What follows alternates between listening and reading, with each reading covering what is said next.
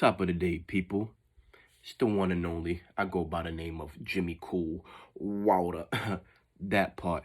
And when you see the little drip of orange and white, sometimes I rock the blue, but I ain't got it on today. But when you see the orange on, you know it's Knicks time, baby. And that's what we're here for. This is Knicks Pep Talk with your boy, Jimmy Cool Wilder. And I just wanted to say, once again, like I always do, I appreciate y'all, man. I appreciate what y'all been doing all season. I appreciate the coaching staff. I appreciate the upper management, the new regime. I appreciate the players putting in the work, time in, on and off the court, on and off camera. We appreciate all of that, man. And we here. We have a game tonight against Houston that we must win because then tomorrow I believe we play the Grizzlies, and then it becomes that 6-game West Coast trip, and it becomes very difficult. But we're up to the task as long as we put the work in and as long as we do our part. I can live with the results. Jimmy can live with that. You understand what I'm saying? But I just wanted to address something real quick. Jimmy keep hearing this Damian Lillard to NY, and, as soon as free agency pops in, we're going to attack it and we're going to trade. Damian Lillard is a bona fide point guard, a bona fide scorer, a bona fide superstar in today's NBA. He's been 9 years with Portland. He's very loyal. He's one of a kind. He can hoop. He's a cool individual. Jimmy don't know him personally, but I'm saying just on and off the camera, like certain videos and certain interviews, you can see the personality and who he is and what he stands for. And that's important. You understand what I'm saying? But as far as for what the Knicks need, I believe we need more of a facilitating point guard.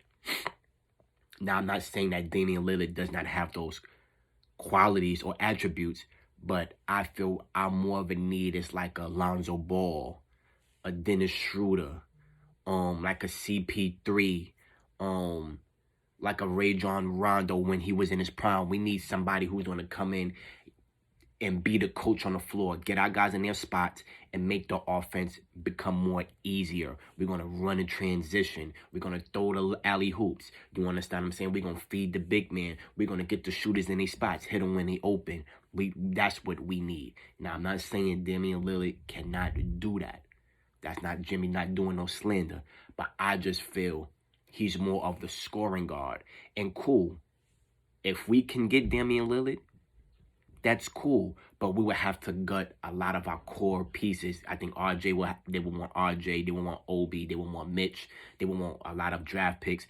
I don't want to gut the team, the chemistry, the bondage that we built. I don't want to cut that.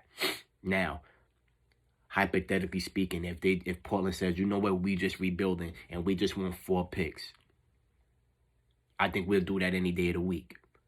But taking on Damian Lillard's contract, him already being 30 and being stuck with him for the next, I think, 2 to 3 years, correct me if I'm wrong, it would limit us for building and shaping the roster even more with that contract on board, so it's a if you do it, it's cool, but if you don't, I understand.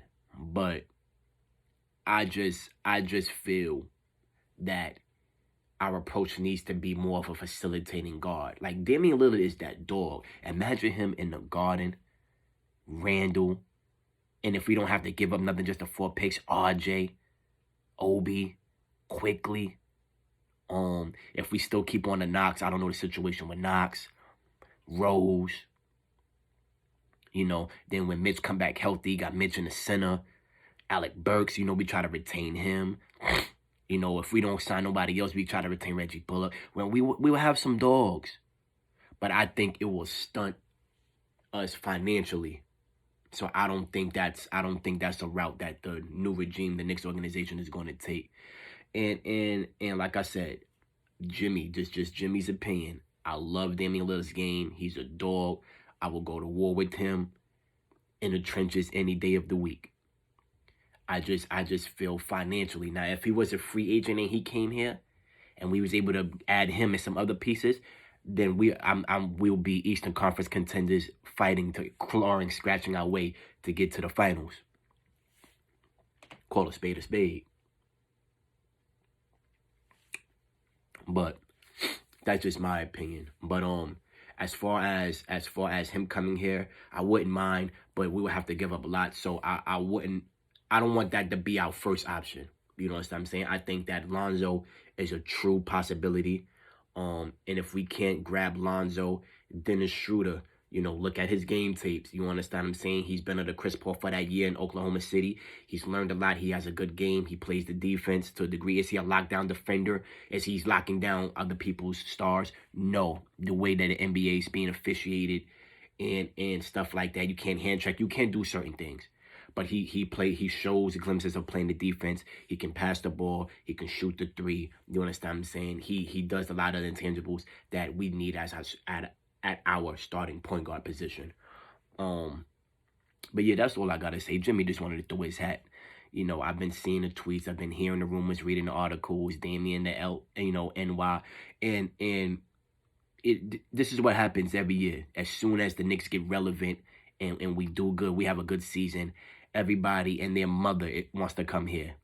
But we are the worst run franchise in the league. So if the worst run franchise,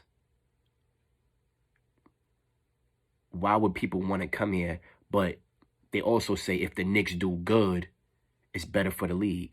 But if we are the worst, how could the worst be better for the league when they do good? Oh, okay. I thought y'all said something. I was just trying to understand. But let that marinate. But anyway, that's just my take on Damian Lillard to NY. Not gonna hold y'all all day. Listen, in the summertime, you need cool water. But all year round, 360 plus of these things, you need cool water. You smell me?